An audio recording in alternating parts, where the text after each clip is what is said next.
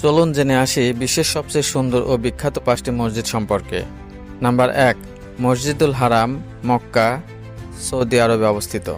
এটি বিশ্বের সবচেয়ে বড় এবং মুসলিমদের পবিত্রতম মসজিদ।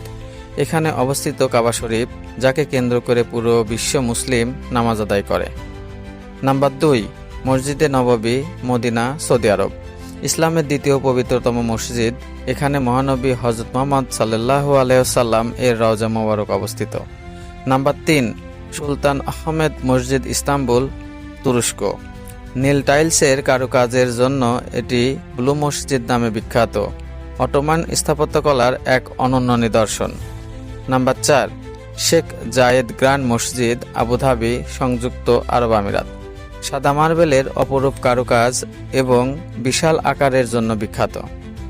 একসঙ্গে প্রায় 40,000 মুসল্লি নামাজ আদায় করতে পারেন এই মসজিদে। নাম্বার 5, আল আকসা মসজিদ, জেরুজালেম, ফিলিস্তিনে অবস্থিত। ইসলামের তৃতীয় পবিত্রতম মসজিদ এটি।